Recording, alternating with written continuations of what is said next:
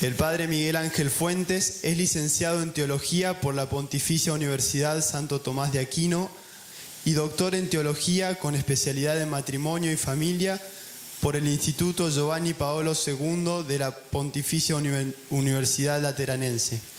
Ha escrito numerosos artículos publicados en las revistas Diálogo y Gladius. Escribió los libros Los hizo varón y mujer, el manual de preparación para el ministerio de la penitencia, revestidos de entrañas de misericordia, el perfil biográfico de Marcelo Javier Morcela, Soy capitán triunfante de mi estrella, INRI, entre otros títulos. Actualmente se desempeña como profesor de Teología Moral en el Seminario María, Madre del Verbo Encarnado, en San Rafael, Mendoza. Lo recibimos con un fuerte aplauso. El título de esta conferencia es tener esperanza, tener fe en un mundo pagano.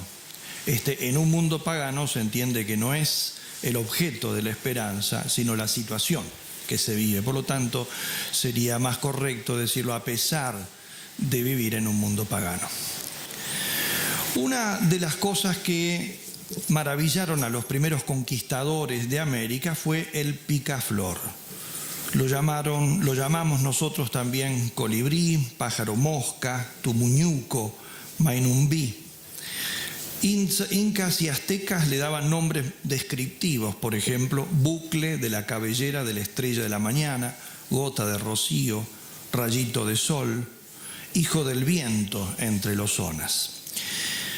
Porque las obras de Dios son realmente hermosas. Una leyenda indígena dice que Dios quiso hacer una cosa bella y creó el picaflor. Pero luego el diablo quiso copiarlo y le salió el murciélago. El diablo es el mono de Dios y quiere imitarlo por envidia, pero justamente como no es Dios, le sale al revés. Dios creó el universo con orden, bondad y belleza, y le dio por rey al hombre para que lo gobernara, lo cultivara y lo embelleciera. El diablo envidioso, dice el libro de la sabiduría, lo empujó a la rebelión y así entró el pecado, la muerte y una tristeza inconsolable. Este es el mundo entonces que desafía nuestra fe y nuestra esperanza.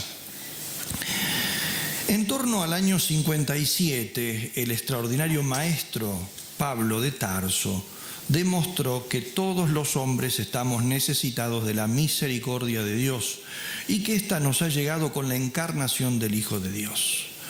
Tanto paganos como judíos, escribía a los cristianos de Roma, están dominados por el pecado del que son incapaces de escapar.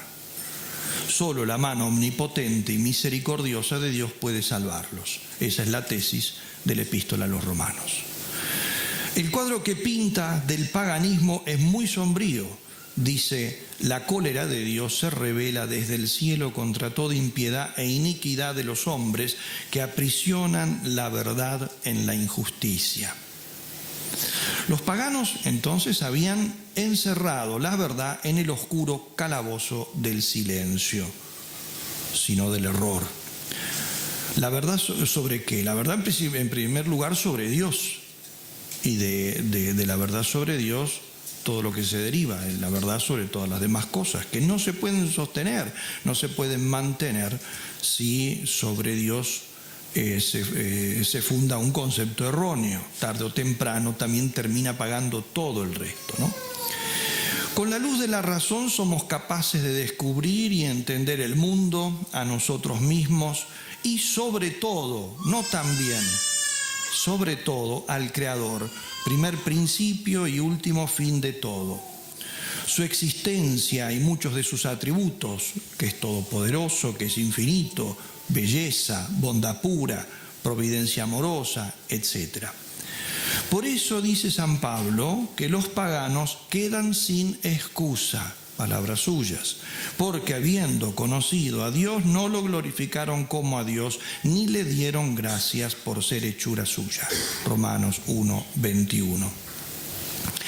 Siglos antes, el autor del libro de la sabiduría había escrito algo semejante en un célebre pasaje, el capítulo 13 de la sabiduría, donde dice, entre otras cosas, esto: no fueron capaces, se refiere a los sabios del mundo pagano, no fueron capaces de conocer por las cosas buenas que se ven a aquel que es, ni atendiendo a las obras reconocieron al artífice que las hizo.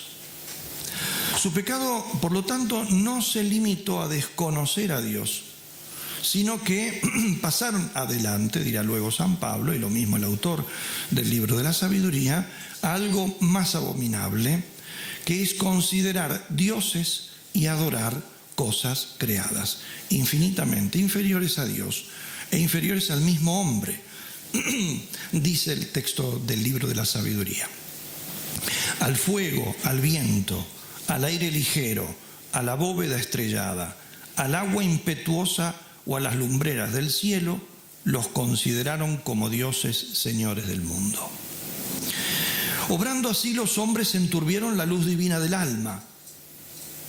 San Pablo continúa él diciendo: se ofuscaron en sus razonamientos y su insensato corazón se entenebreció.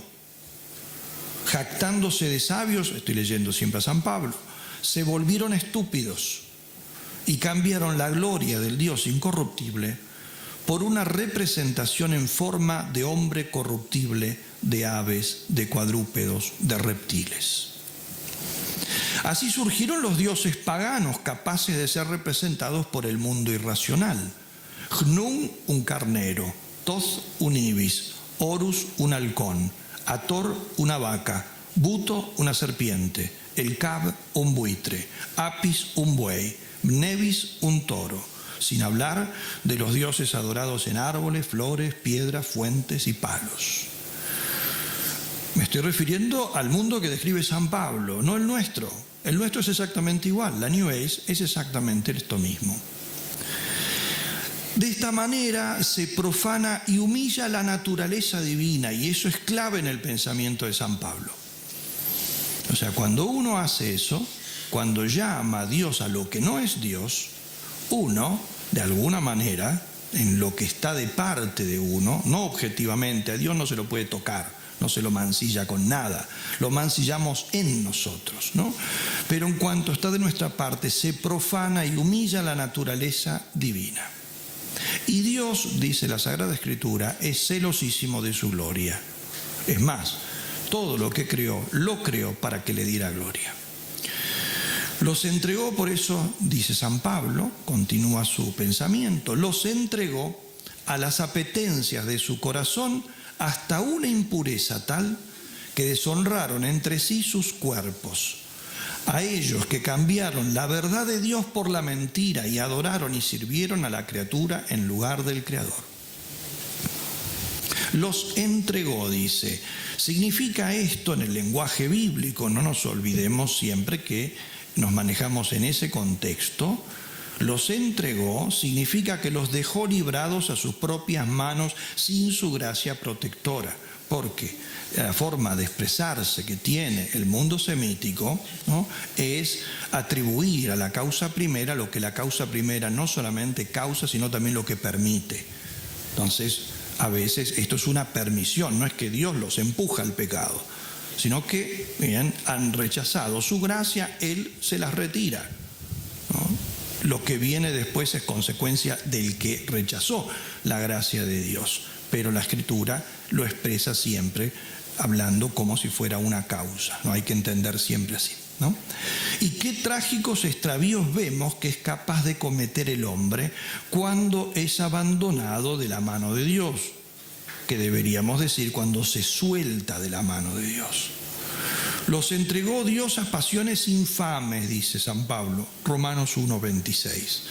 Hombres con hombres, mujeres con mujeres y otros pecados inimaginables, dice a continuación, versículos 26 y 27, siempre del primer capítulo de la carta a los Romanos.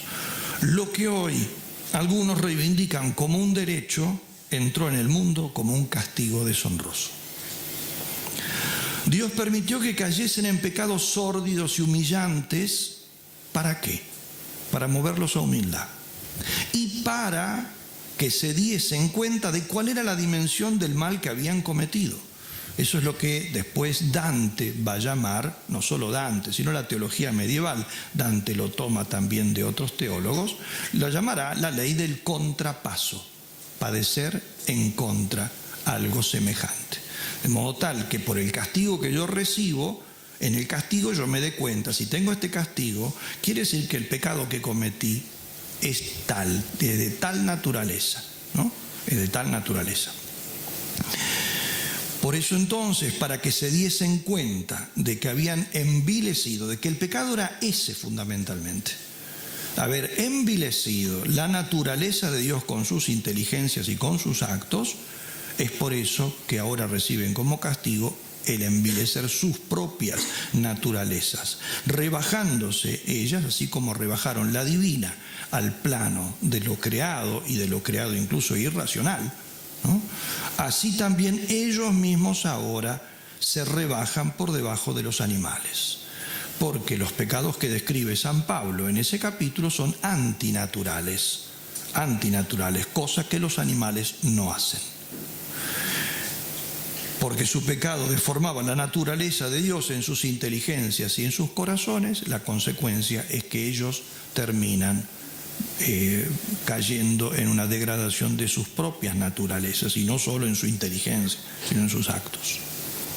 Por eso, en consecuencia de esta realidad, el mundo pagano fue un mundo muy triste, lo cual no quiere decir que no haya tenido sus glorias y que no haya tenido cosas realmente maravillosas, porque no se apaga nunca la ley de Dios, no se apaga nunca la luz de la razón, no se apaga nunca esa imagen, al menos en lo ontológico, que queda grabada en el corazón del hombre. El hombre es hecho a imagen de Dios, es hecho a imagen de Dios. Puede empañarla, puede ensuciarla, puede corromperla, pero queda ahí ese rasgo íntimo, profundo.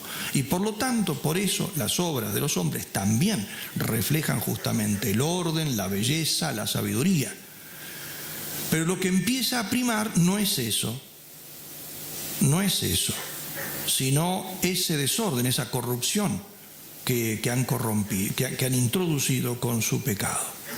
Y esto es muy importante porque las imágenes que nosotros podemos tener del mundo antiguo, como nosotros justamente tratamos de hacer como el picaflor, que saca lo mejor de cada flor, también de esa cultura antigua, ¿no? Nosotros tomamos lo mejor, pero lo mejor era una parte de la cultura antigua, no era todo, ¿no?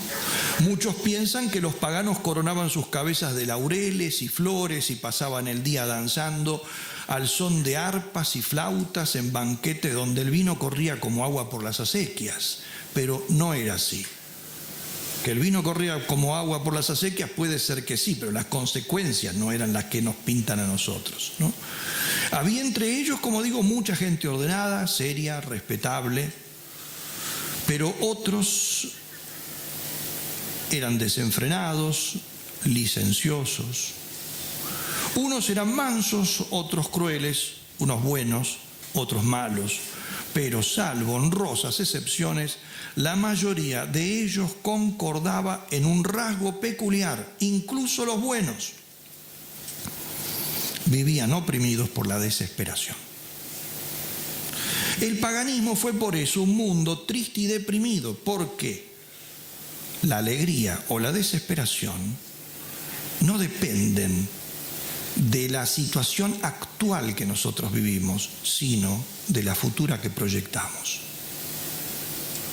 Yo puedo vivir en la abundancia y en el placer, pero si sé que estoy condenado a la desgracia, yo soy un desesperado. Y no puedo evitarlo. Yo puedo vivir en la miseria y en el dolor, pero si sé que mi futuro es la dicha, yo tengo esperanza. Y esa esperanza incide en mi situación actual y me hace un hombre feliz en medio del dolor y de la humillación. El paganismo por eso fue un mundo triste, esencialmente. En lo más importante fue triste y deprimido. Vivió dominado por el miedo, por la crueldad y el pesimismo. Análogo espectáculo a este que estoy describiendo principalmente del mundo europeo, porque es el que nos describe San Pablo, ¿no? Es el que describen los primeros europeos que llegaron a nuestro continente hace 5 siglos. El mundo azteca giraba sobre la religión, pero una religión encadenada a la pesadilla de un Dios que agonizaba cada noche y que solo resucitaba el día siguiente bebiendo sangre humana. Estos paganos inventaron las guerras floridas, guerras en tiempo de paz con el exclusivo fin de capturar prisioneros para sacrificar diariamente sobre los altares. El panteón azteca tenía más de 60 dioses que exigían sacrificios diarios. ¿Cuántas vidas se cobró esta locura? Es imposible precisarlo. Los códices españoles e indígenas dicen que solo para la reforma del gran templo de Tenochtitlán se sacrificaron 20.000 cautivos. Moctezuma II ofreció al dios Huitzilopochtli 12.000 cautivos. Entre las tribus que habitaban el actual suelo argentino, y tomo estos datos, al menos los argentinos, ¿no?, del gran historiador que fue el padre Cayetano Bruno, en esa obra monumental, en muchos tomos, la historia de la iglesia eclesiástica argentina. Dice él que entre entonces las tribus que habitaban nuestro actual suelo argentino, los primeros misioneros encontraron hombres y mujeres que conocían a Dios, pero la mayoría de ellos en un estado de salvajismo que los hacía crueles y viciosos. De los primitivos habitantes del Chaco, decía el padre Sánchez Labrador, no tienen otro Dios que su vientre, viven una vida completamente animal. Los patagones, onas, yámanas, guaraníes tenían cierta noción de Dios, pero otros carecían de religión, como los pobladores del Valle Calchaquí, según el gran misionero el padre Barzana, o los lules, los matacos y tal vez los querandíes. Y la mayoría de ellos vivían sometidos por sus magos y hechiceros y esclavizados por el temor del diablo, a quien rendían culto para que no les hiciese ningún mal. Basta leer las crónicas de San Roque González, por ejemplo, donde relata esto, ¿no? Y la oposición justamente que le hicieron y el martirio que terminaron sufriendo él y sus compañeros justamente en manos de los brujos. O la famosa conquista espiritual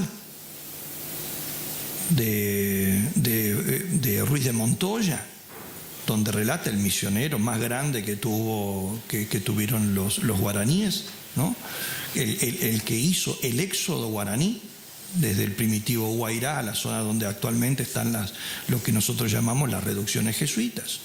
Y en la conquista espiritual él habla justamente de esas luchas y de esa presencia satánica en ese mundo que fue reculando a medida que se hacían sagrarios. Es muy interesante si uno lee los libros de los primeros misioneros, por ejemplo, a quien nosotros conocemos con su seudónimo, Fray Motolinía, ¿no?, el gran misionero de México, él dice que si uno quiere buscar, escribe de la evangelización, pero si uno quisiera buscar dónde estaban los templos paganos, tiene que ir a las iglesias dedicadas a San Miguel Arcángel. Porque los templos paganos, sobre todo aquellos donde era explícito alguna adoración satánica, los exorcizaban de esa manera, convirtiéndolos en iglesias dedicadas al gran exorcista, San Miguel Arcángel. Otros quedaron en pie, pero muchos de ellos justamente son las primeras iglesias y por eso se dedicaron a ese ángel. Eso lo cuenta Fray Motolinía. Estos indios de los Puelches, dice el padre Sánchez Labrador, ni creen ni dan culto alguno o veneración a nada, ni sin distinguirse de las bestias. Viven sumergidos en una deplorable ignorancia de su Creador. Ni le creen, ni le confiesan, ni quieren tomar trabajo, ni ponen diligencia alguna en inquirir la causa de toda belleza creada. Pero creían en el demonio, a quien llamaban Gualicho, es decir, desolador de todo cuanto existe. Al príncipe de los demonios lo llamaban Elel y le dedicaban la principal de sus fiestas. De los avipones dice que al demonio lo llamaban Cota, que quiere decir nuestro padre, reconociéndolo como bienhechor. Los mocoretaes, querandíes, timbúes y otros practicaban la poligamia, el canibalismo y la hechicería. Nombro estos pocos ejemplos de la degradación a la que condujo el abandono de Dios que comenzó con la rebelión del paraíso terrenal. Simplemente para que queden claro que la imagen de los hombres mansos, felices y sanos que habrían vivido en estas tierras antes de la llegada de los europeos, corrompidos recién con el contacto con los conquistadores, es un mito falso como el demonio que lo inspiró. El paganismo americano, el europeo o el asiático son siempre paganismo. Y ya decía Chesterton eso, de que justamente lo que ya mencioné antes, que el tema de pensar en los paganos banqueteadores y fiesteros es un mito. Que hacían eso es verdad. Que fuesen felices por hacerlo, esa es la mentira. Es simplemente para llenar ese vacío que produce la desesperación. Porque el paganismo, ¿qué? Fundamentalmente es un mundo sin Dios. Cuando hablo de paganismo me refiero al sentido que nosotros le damos hoy en día a la palabra pagano. Porque la palabra pagano simplemente quiere decir el que vive en el campo, en el pagus, el pago. Ese era el pagano. ¿Y por qué pasó a designar al idólatra? Porque cuando empieza la conversión a la verdadera fe, los que más fácil se convierten son los que eran más tibios.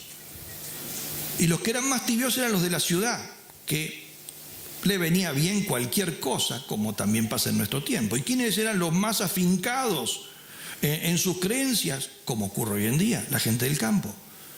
Solo que la gente del campo hoy conserva más la fe verdadera. En aquel tiempo la gente del campo eran los que conservaban con más firmeza las tradiciones idolátricas.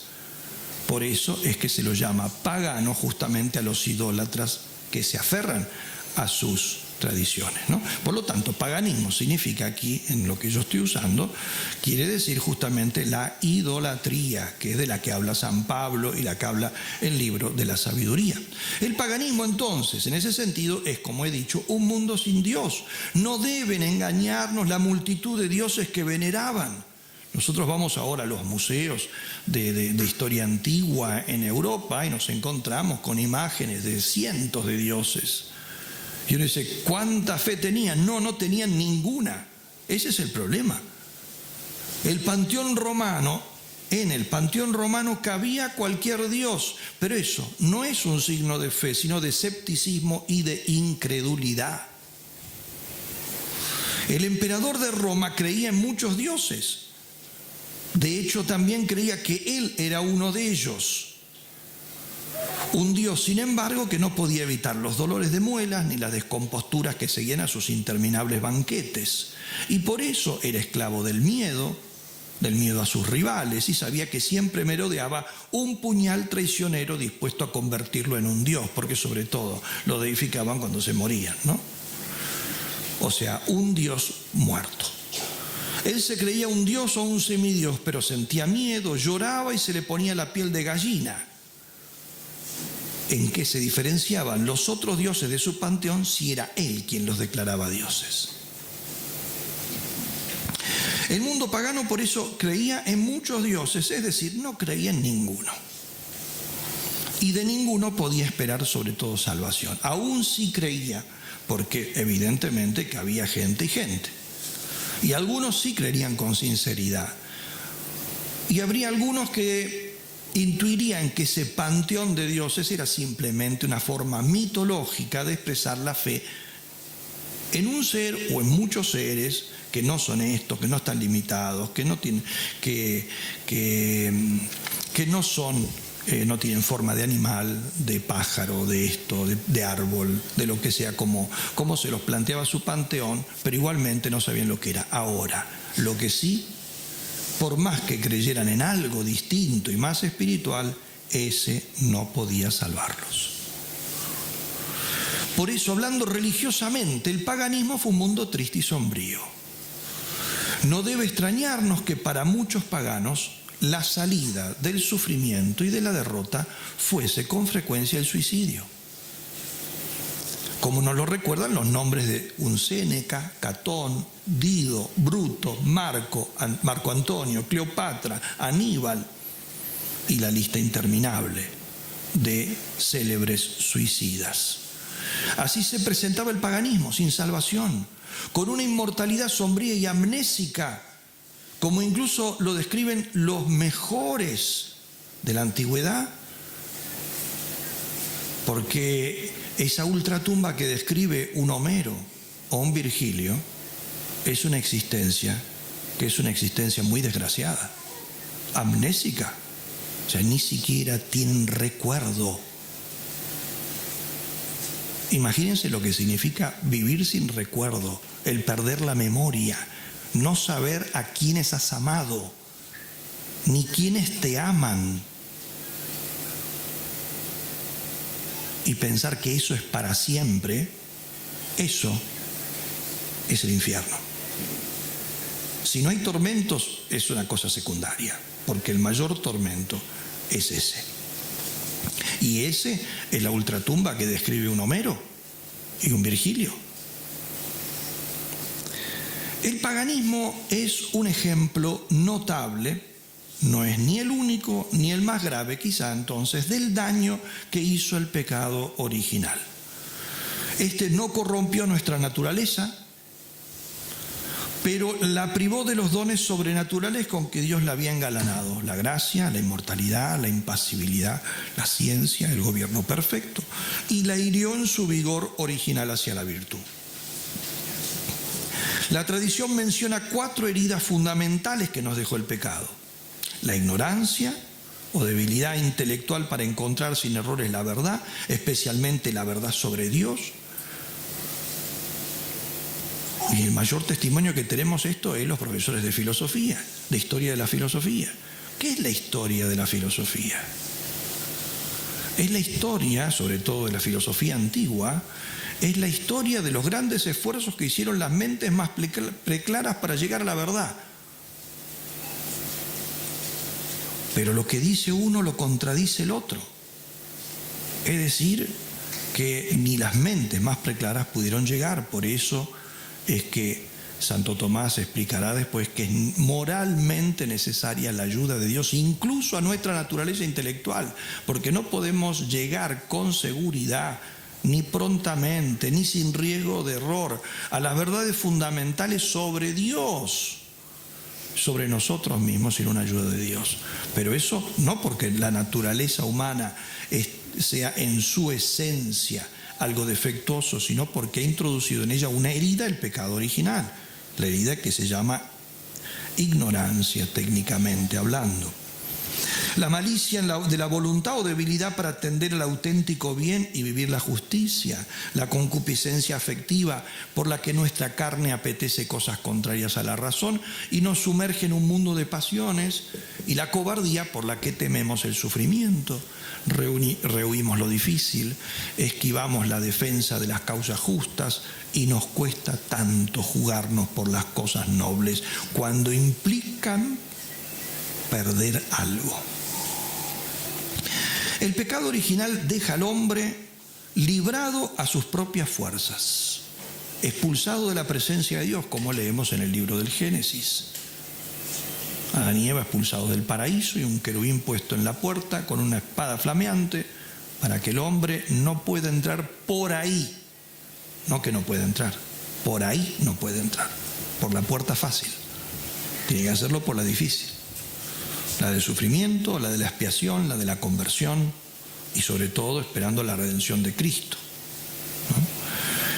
Y el ser humano, sin la mano protectora de Dios, que no solo lo protege de sus enemigos exteriores, sino de las maquinaciones de su propio corazón, que son las peores, como hemos visto en el texto que he leído de la carta a los Romanos, los entregó Dios a las propias maquinaciones de su corazón y terminaron haciendo todo eso que describe el apóstol, ¿no?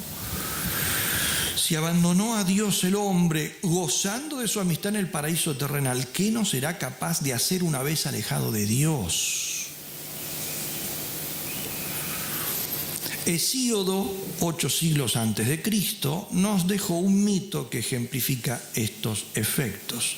Muchos de ustedes lo han sentido nombrar muchas veces, es el de Pandora. Según ese mito, Pandora fue una muchacha creada por el dios Hefesto para vengarse de los hombres. La hizo por eso muy bella, agraciada, deseable, pero llevaba como regalo de bodas una caja que ella nunca debía abrir. Como he de suponer, el problema de Pandora era la curiosidad. Problema no de las mujeres, de los seres humanos, ¿no? Por eso la desdichada no pudo vencer su curiosidad y la misma noche de sus bodas abrió la caja. Cuando abrió la caja, lo que salió de ella fueron todas las calamidades que allí se encerraban. En el susto, lo que hizo fue pegar bajó la caja con toda su fuerza y se escapó todos menos una sola cosa. Lo único que se quedó encerrado fue la esperanza.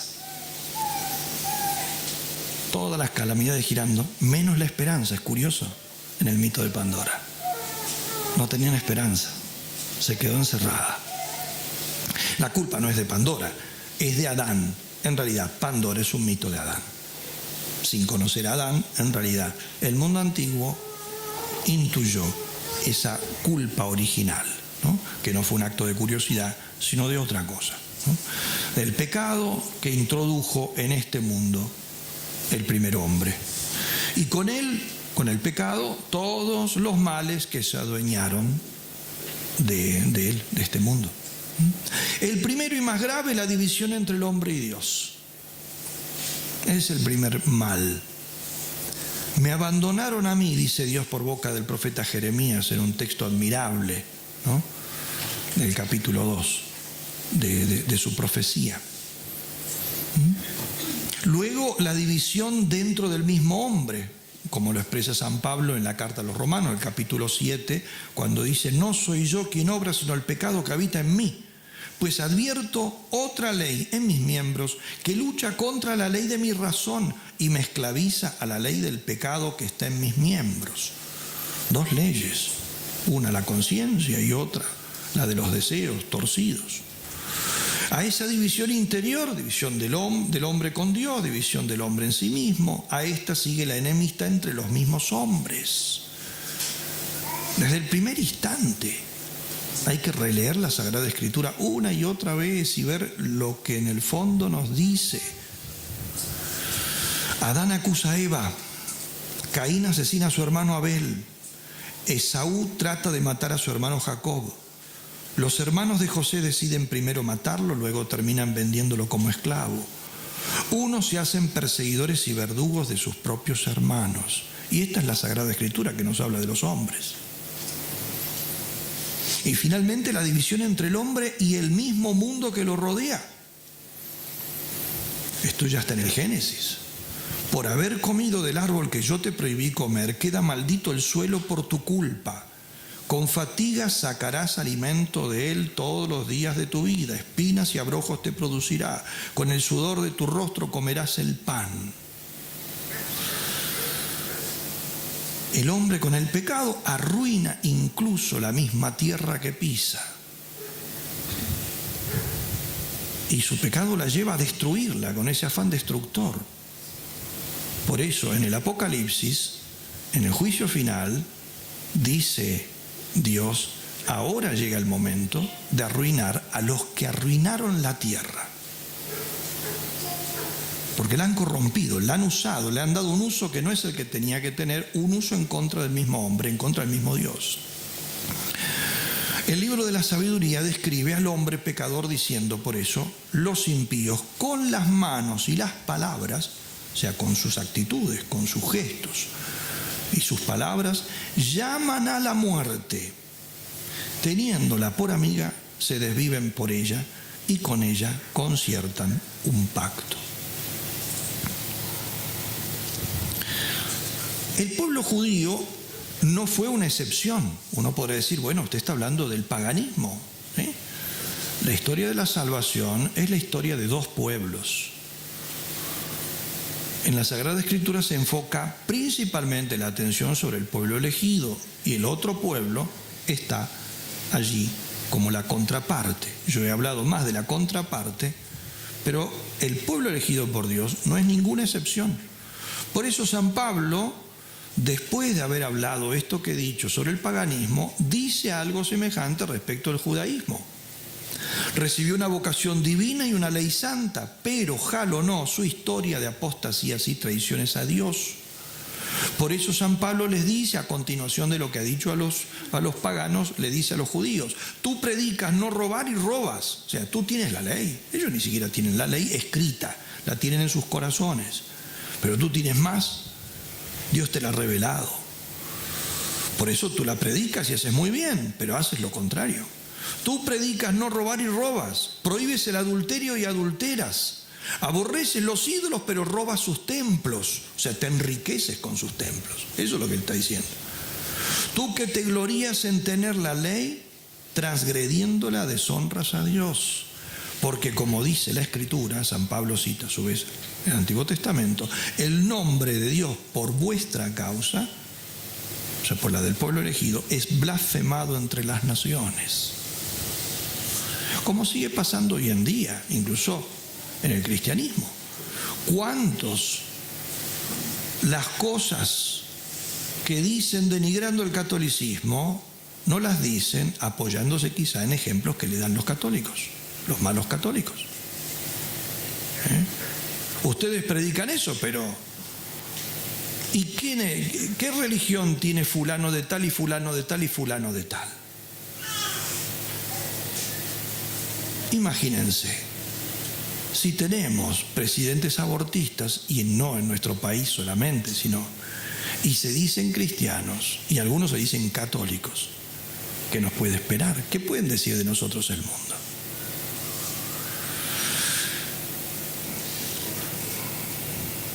Por vuestra causa es blasfemado entre las naciones el nombre de Dios. Por eso dice más adelante San Pablo, y esa es, como dije al principio, la tesis de la carta a los romanos: tanto judíos como griegos están bajo el pecado, o sea, paganos y creyentes. No hay uno sensato, no hay quien busque a Dios, todos se desviaron, a una se corrompieron. El aspecto más grave de la situación pecaminosa del hombre y del mundo es, y lo dije también al principio, la imposibilidad de la autosalvación. Digo, incluso entonces entre los paganos, ¿no? Los que tenían mejor concepto de Dios, tenían concepto de Dios, pero no de la salvación. No de la salvación. Cuando San Pablo menciona el tema de la resurrección de los muertos, se le ríen a carcajadas y creen que está loco.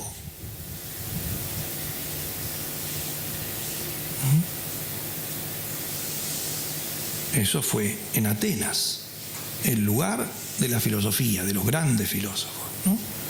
Tuvo que ir a ser los primeros discípulos. Bueno, ahí algunos creyeron en él, pero la iglesia más floreciente que funda en esos lugares es en el lugar donde estaba la peor corrupción y los prostíbulos sagrados, Corinto. Pero en el lugar de los sabios se le rieron en la cara. Pablo fundó una iglesia floreciente en Corinto. Corinto, decir es un corintio, era exactamente lo mismo que decir ¿es un ladrón o es una prostituta? Ojo que ese es un corintio. Era una mala palabra. Pues los corintios dieron, ¿no?, una de las iglesias más florecientes de la antigüedad. Y decir es un ateniense es decir, este es un sabio. Pero allí se le rieron en la cara y no aceptaron que San Pablo hablara de un Dios que se había encarnado, había muerto y había resucitado. Estaba loco, ¿no? Como digo, entonces, el aspecto más grave de la situación del hombre y del mundo sin Dios, o con un Dios que no es el Dios cristiano, es la imposibilidad de la salvación. Porque el hombre no puede salvarse a sí mismo, y un Dios que no puede salvar, entonces ya no existe ninguna salvación. Un hombre puede suicidarse, pero no puede devolverse la vida. El pecado es un suicidio. Por eso el hombre no puede salir por sí solo del estado de pecado. Esto es de fe. No pueden sacarlo de su pecado los ídolos hechos por manos humanas. También eso es de fe. Dice el Salmo 115, hablando de los ídolos: tienen boca y no hablan, tienen ojos y no ven, tienen oídos y no oyen, tienen nariz y no huelen, tienen manos y no palpan, tienen pies y no caminan, ni un solo susurro pronuncia su garganta. Cuando Elías desafía a los profetas de Baal, ¿no? Dice, pues el pueblo está ahí, estoy con un pie acá y un pie allá, parecemos nosotros. No nosotros los que estamos acá, gracias a Dios, pero parece nuestro pueblo, ¿no? Con un pie acá y un pie allá. Al final, ¿creemos en Dios o no creemos en Dios? ¿Creemos en Dios o en los ídolos? Entonces al final Elías, inspirado por Dios evidentemente, se cansa y los desafía sobre el monte, la cima del monte Carmelo, convoca a todos los profetas de Baal, que son unos 400, y él está solo, el único que sobrevivió de los profetas de Dios, y les manda hacer un altar, uno a ellos y uno a él, y convocó todo el pueblo, ¿no? Y allí le dicen, bueno, cada uno que invoque y pone arriba, ¿no?, un animal muerto en cada uno de los dos, pone su sacrificio, y el Dios tiene que consumirlo. Entonces empiecen ustedes, que son más, empiecen a invocar a su Dios, y de la mañana a la tarde están dando vuelta y saltando, y como hacían ellos para entrar en éxtasis, haciéndose cortes, heridas, etcétera. Y él le va diciendo, griten más fuerte, porque como es un Dios tan importante, en una de esas salió, está de viaje, por eso no los escucha, o por ahí está dormido, griten fuerte a ver si lo despiertan. Hasta que le toca a él, y cuando le toca a él, ya todos exhaustos, caídos ahí en el piso, sin haber podido hacer ni siquiera que venga una chispa, hace hacer una acequia en torno al altar, y le dicen, echen 7 jarrones, 7 jarras de las grandes de libación de agua arriba del sacrificio, y vuelven a echar otras 7 más y otras 7 más. Y cuando el agua llena incluso toda la acequia, ahí él simplemente le dice a Dios, Señor, muestra quién eres para que estos dejen de renguear de los 2 pies. Y cae un rayo que quema todo. Los paganos, dice el profeta Isaías, suplican a un Dios que no puede salvar. Y esta es la realidad dramática del mundo. Porque el mundo es pagano en gran parte. Todas las doctrinas paganas o heréticas que han ofrecido al hombre la salvación de sus pecados, o lo que es equivalente, el salir de sus miserias, o lo que es equivalente, la felicidad en este mundo, apoyándose exclusivamente en la fuerza del mismo hombre, han terminado sometiendo a los hombres a mayor esclavitud y corrupción, y al fin a la muerte denigrante. El ejemplo lo tenemos en los idólatras antiguos, pero también lo tenemos en Pelagio, en Marx, en Hitler, en Freud, en los mentores del gnosticismo, al ateísmo inhumano de nuestro tiempo, la magia moderna, el satanismo. Todos han hecho exactamente lo mismo. Es la misma predicación.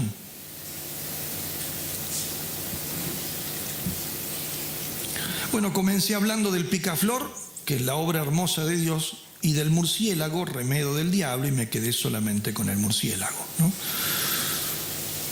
Podríamos preguntarnos entonces si es que Dios ha abandonado al mundo en este mar de tinieblas, y la respuesta es no. Dios es infinitamente misericordioso y más poderoso que 1.000 millones de diablos juntos. Y movido por su misericordia encendió una llamita de esperanza en el corazón de los hombres. Al mismo tiempo, esa llamita la encendió al mismo tiempo en que el hombre entraba en la noche moral que había inaugurado con su pecado. Esto es lo más asombroso. Es lo más asombroso. Todavía estaba fresca la ofensa de Adán. Adán todavía no se había cambiado la primera hoja con la que se tapó su vergüenza después del pecado. ni se había marchitado ella, ¿no? Escondiéndose todavía detrás del follaje, avergonzado por su pecado, todavía no se habían apagado los ecos del castigo divino cuando ya estaba Dios prometiendo la futura salvación del mundo. Porque la promete ahí mismo. Por eso, ciertamente, o sea, lo que nos llama la atención en ese relato del pecado original, de la caída de los hombres, es la bondad de Dios. Al castigar al diablo por el pecado que había sugerido al hombre, Dios le dijo: establezco enemistad entre ti y la mujer, entre tu linaje y su linaje. Él te aplastará la cabeza mientras tú acechas su talón. El linaje, o sea, es Cristo. El diablo está condenado a solo acechar. El límite que le pone Dios, o sea, lo único que Dios le permite al diablo es acechar el talón. Si alguno se lo ha mordido, la culpa que la asuma. Porque Dios solo le dio permiso para acechar. Lo demás corre por cuenta nuestra. Solo acechar y además condenado a que terminen pisándole la cabeza. Esa es la misión del descendiente con mayúscula. San Pablo, citando este texto, dice el descendiente. Es Cristo, dice. El descendiente de la mujer, el Mesías. La mujer no es solo Eva, es la nueva Eva, es María.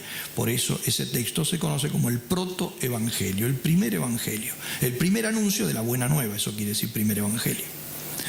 San Pablo dice en la segunda carta a los tesalonicenses: el poder de Dios es tan grande que destruirá todo el poder del mal. Ahí él lo está concretando en el hijo de la perdición, el anticristo, pero resume todo lo que es el poder del mal, ¿no? Lo destruirá con el soplo de su boca y lo aniquilará con la manifestación de su venida. Solo la luz de la venida de Cristo.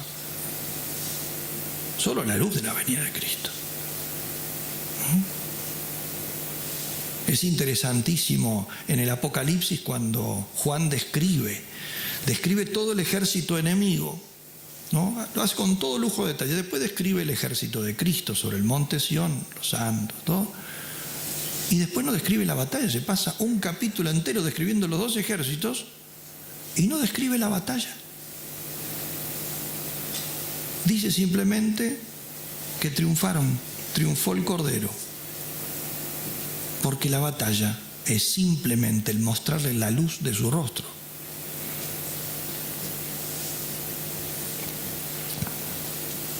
Y eso es lo que dice ya San Pablo también, ¿no? En la segunda carta a los tesalonicenses que acabo de leer. La encarnación prometida fue la llamita que encendió Dios al principio de los tiempos, como la iluminada ventana del faro, esa estrella de esperanza en la noche cerrada y tormentosa. Por eso Jesús, al venir a este mundo, dijo: yo soy la luz del mundo. El que cree en mí no camina en tinieblas. Y San Pablo dice que Jesús vino al mundo para salvar a los pecadores. Primera carta a Timoteo, capítulo 1. Y dice también que Dios estaba en Cristo reconciliando al mundo consigo. Segunda carta a los Corintios, capítulo 5. Por eso, ciertamente, que nosotros somos hombres y mujeres de esperanza, de fe y esperanza. Es lo que nos caracteriza justamente. Incluso en un mundo, viviendo en un mundo que no tiene esperanza, la esperanza es lo que a nosotros nos marca. Lo que nos marca. ¿Por qué me he remontado al tiempo antiguo del paganismo? Porque el nuestro es muy semejante. La hora que vivimos está llena de desesperanza, para muchos carece de sentido, está atestada de falsos dioses, desorientada, rebosa injusticias.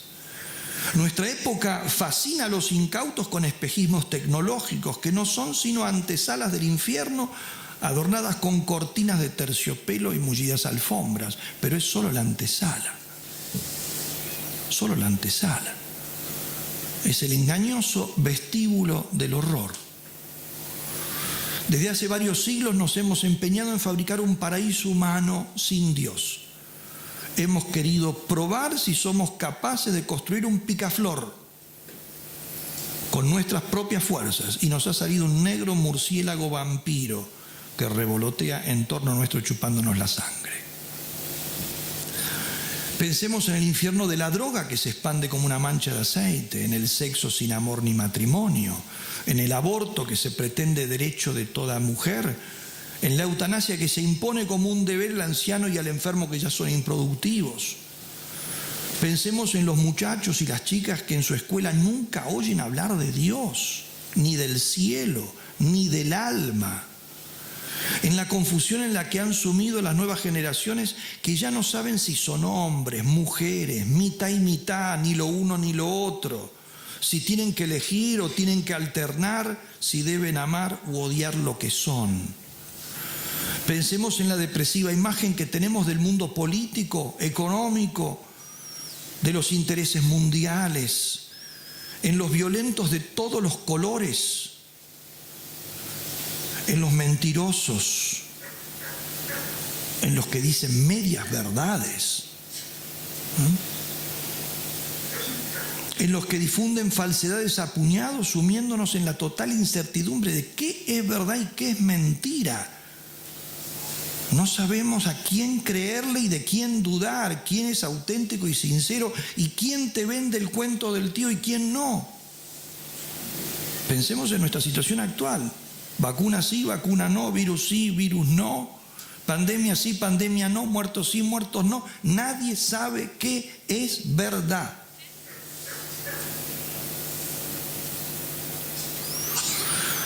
Esto ciertamente es una noche moral, un día largo que describe magníficamente el profeta Ezequiel diciendo cubierto de nubarrones y tinieblas.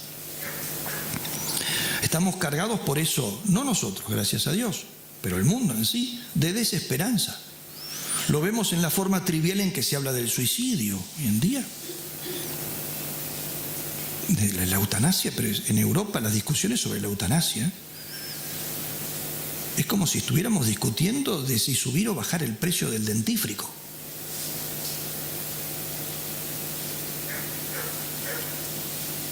Acaban de practicar la eutanasia hace una semana a una mujer, creo que en Bélgica, por el hecho de que las nuevas medidas del COVID la sumieron en un grado muy alto de aburrimiento.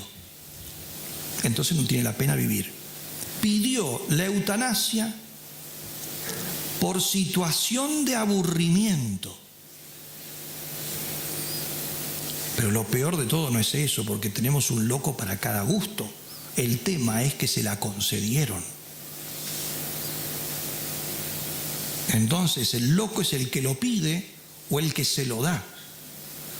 O mejor, ¿el loco es el que se lo pide, el que se lo da? ¿O la sociedad que mira la cosa con indiferencia? O sea, oh, lo que pasó, qué curioso. En vez de salir todos a la calle a decir, pero estamos todos locos. Efectivamente, es así. Es así.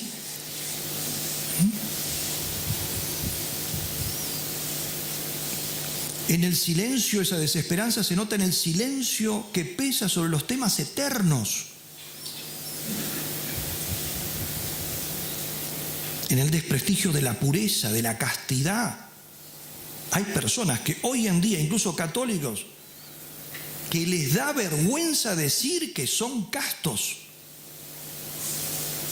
No vayan a creer, porque realmente se van a reír de él. Hoy en día se reirían ciertamente de una persona si dice que es virgen. Y da vergüenza decirlo, a muchos les da vergüenza decirlo y frente a sus amigos no lo dicen, aun cuando lo sean. Es el mundo vuelto al revés. Pero eso muestra el grado de desesperanza que hemos llegado.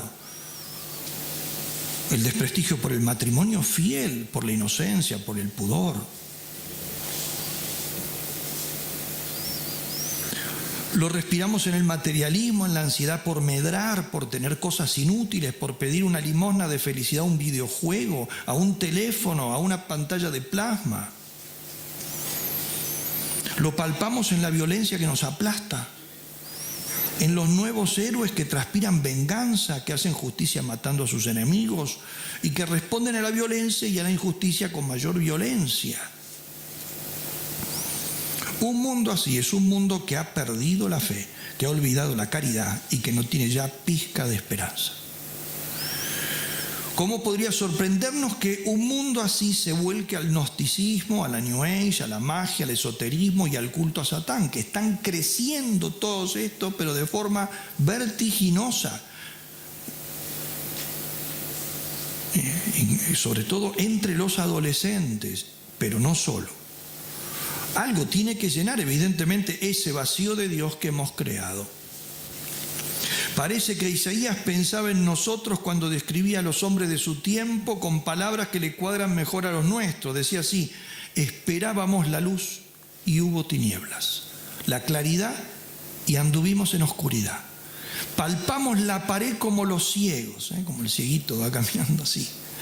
Palpamos la pared como los ciegos y nos tambaleamos como los que no tienen ojos. Tropezamos al mediodía como si fuera el anochecer y habitamos entre los sanos como los muertos. ¿Por qué? Porque fueron muchas nuestras rebeldías delante de ti y nuestros pecados testifican contra nosotros, pues nuestras rebeldías nos acompañan y conocemos nuestras culpas. Verdaderamente nuestra sociedad ha fabricado un feo murciélago. Pero el Verbo se hizo carne. Dios se hizo hombre, hijo inmaculado de una joven purísima.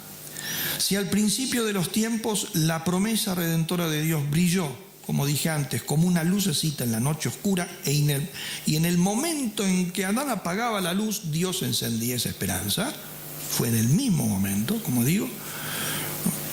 Nosotros, si al principio del tiempo lo que se prendió fue una lucecita, nosotros en la actualidad lo que tenemos es una columna de fuego. Como los judíos en el desierto, según el libro del Éxodo, una columna de fuego que ilumina y encandila como un sol. Y esa columna es Jesucristo, cuyo amor es más fuerte que el pecado y que la muerte. Por eso nosotros ni siquiera tenemos eso. Bueno, los hombres tuvieron siempre al menos una lucecita encendida, pero nosotros tenemos mucho más. Realmente el hecho de conocer a Jesús, tener fe en Cristo, saber quién es Jesucristo, tener el Evangelio. Me acuerdo como cuando habré tenido 15 años. Debe ser la única cosa que me acuerdo de los sermones que escuché cuando tenía 15 años, pero en un sermón. El padre Lojoya, que murió este domingo, se cumplieron hace 30 años. En un sermón, yo teniendo 15 años en la Iglesia Catedral de San Luis, dijo: un evangelio, supongo que se referiría al Evangelio de San Marcos, porque de los otros no creo que sea así, un evangelio se puede leer en 45 minutos. ¿Cómo puede ser que haya cristianos que no lo han leído nunca?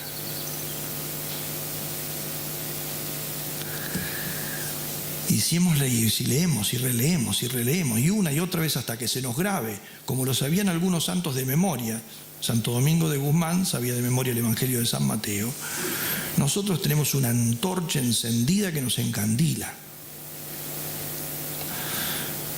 No debemos por eso tener miedo. No tengáis miedo, dice Jesucristo. Yo he vencido al mundo. Ese mundo que acabo de describir de la forma más negra posible, quedándome corto porque los negros que nosotros usamos son ni grises remotos. Porque la realidad siempre supera lo que nosotros podemos describir. Sin embargo, frente a eso, Jesucristo dice: yo ya he vencido al mundo. Y si en algún momento nos sentimos agobiados porque nos olvidamos de estas cosas, bueno, recemos serenamente ese salmo que casi todos conocemos, pero que a veces rezamos poco, el Salmo 22, con el cual termino. Dice así: el Señor es mi pastor, nada me falta, en praderas de verdes hierbas Él me apacienta. Me conduce hacia las aguas de reposo y conforta mi alma.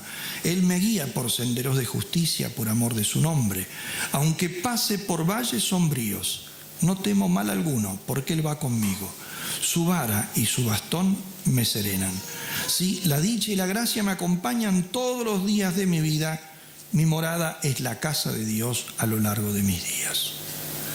por eso confiemos en Jesucristo. Él no defrauda. Muchas gracias.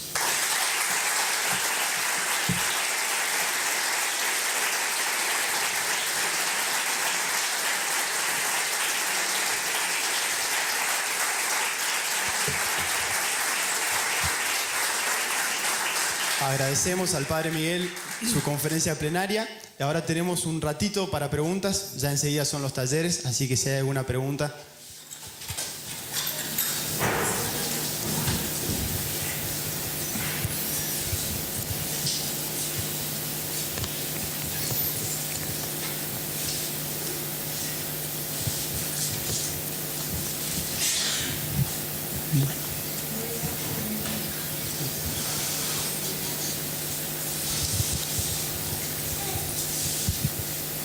¿Qué tal, Padre? Bueno, muchas gracias, como siempre tan fecundo sus charlas.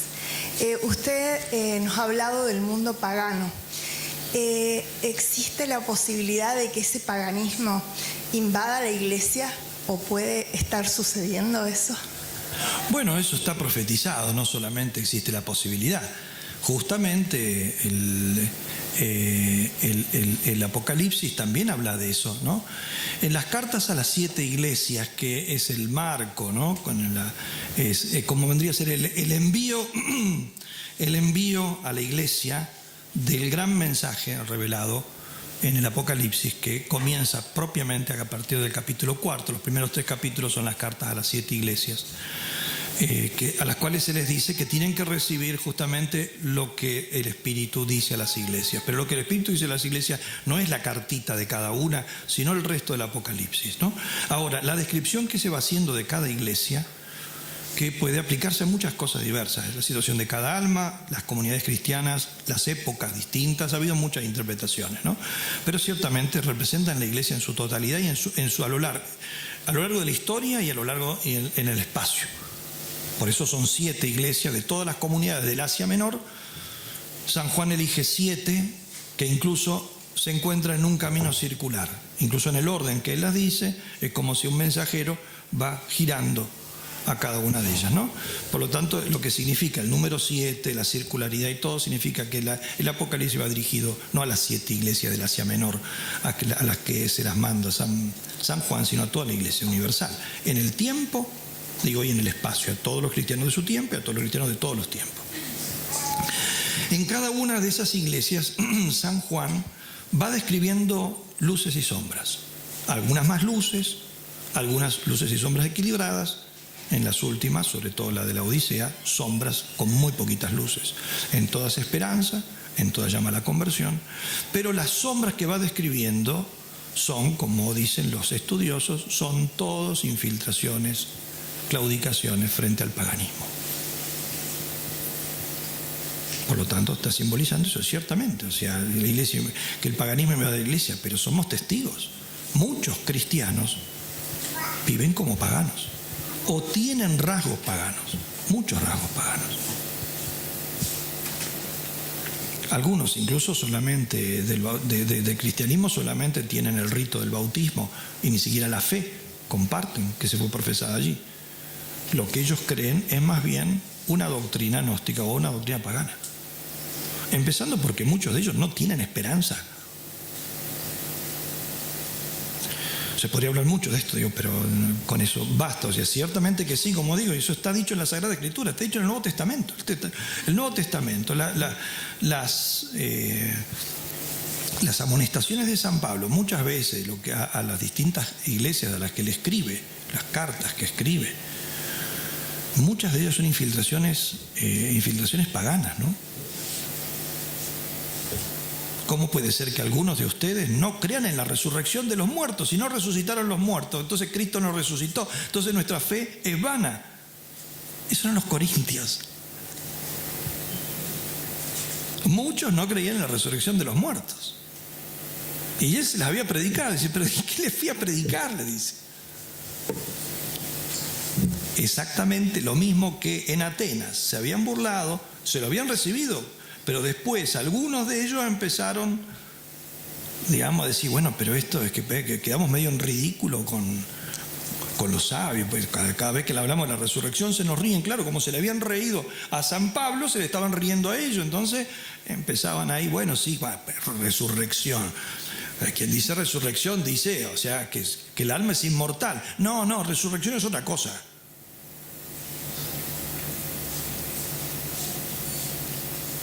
Los paganos, muchos de ellos no tenían problema en hablar de la inmortalidad del alma, pero la resurrección no. Por eso su inmortalidad era, como ya dije antes, una cosa realmente angustiosa, ¿no? Bueno, pero eso, ahí tenemos infiltraciones desde los primeros momentos, siempre ha sido la lucha contra eso, ¿no?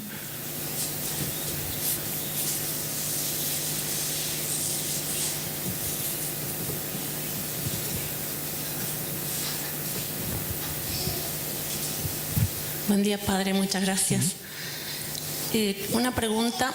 El Padre Castellani observa que Jesucristo siempre da un mandato positivo de alegrarse, y particularmente cuando Él da sus sermones escatológicos y muestra todas estas tremendas situaciones de los últimos tiempos, dice alégrense. Y dice, es una orden, un mandato, y si es un mandato es porque lo podemos hacer. Entonces mi pregunta es, ¿nos estamos olvidando nosotros de cumplir ese mandato?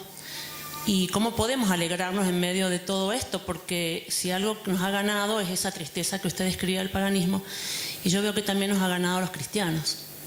Claro. ¿Cómo podemos obedecer ese mandato de alegrarse? Bueno, eso está justamente en el motivo que da Jesucristo, porque Jesucristo cuando dice eso, alegraos, lo dice en varias oportunidades, muchas veces lo repite en la última cena, ¿no?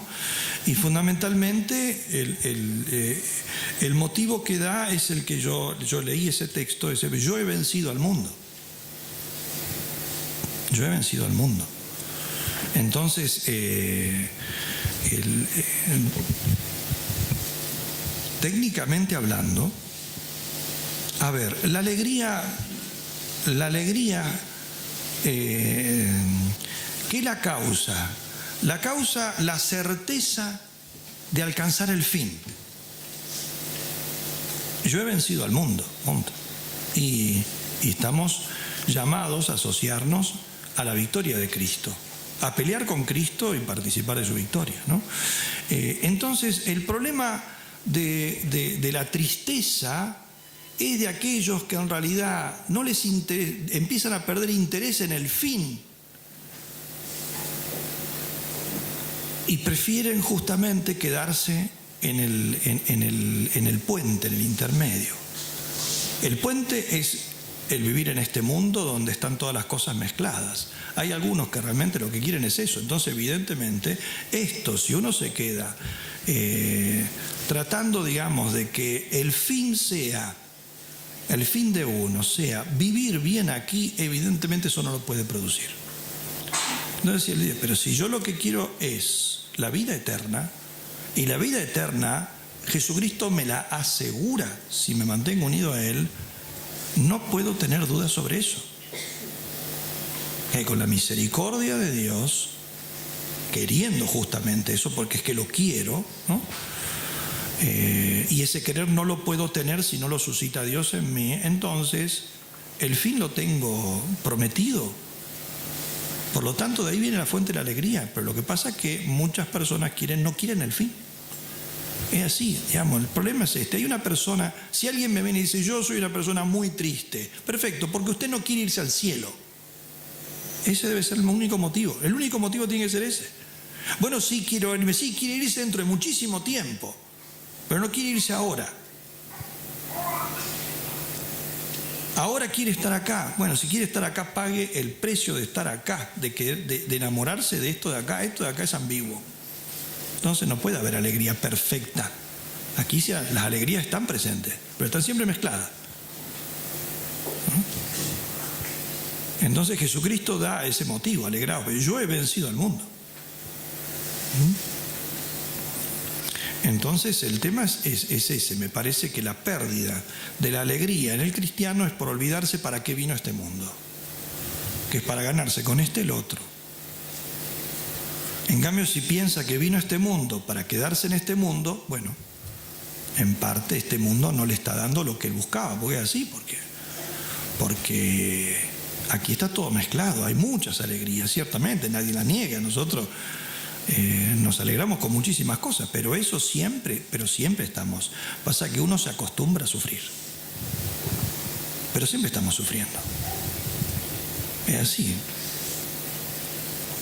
Uno tiene una alegría enorme ahora, pero yo tengo muchas cosas por las cuales llorar en este momento. No vemos a los que queremos ver, se nos mueren los amigos, no le podemos dar a los que queremos todo lo que queremos darle, no podemos ayudar a los que queremos ayudar como quisiéramos ayudarlo. Entonces eso es una realidad. Lo que pasa es que eso tratamos, digamos, evidentemente con mucho equilibrio, de no estar poniendo las tintas sobre eso si no nos ponemos a llorar a gritos.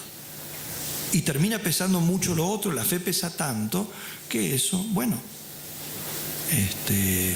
se hace muy llevadero.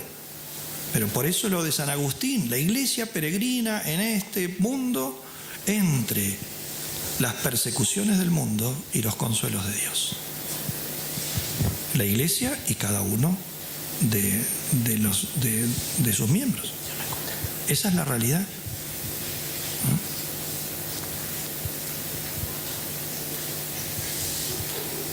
Agradecemos al Padre Miguel nuevamente con un aplauso.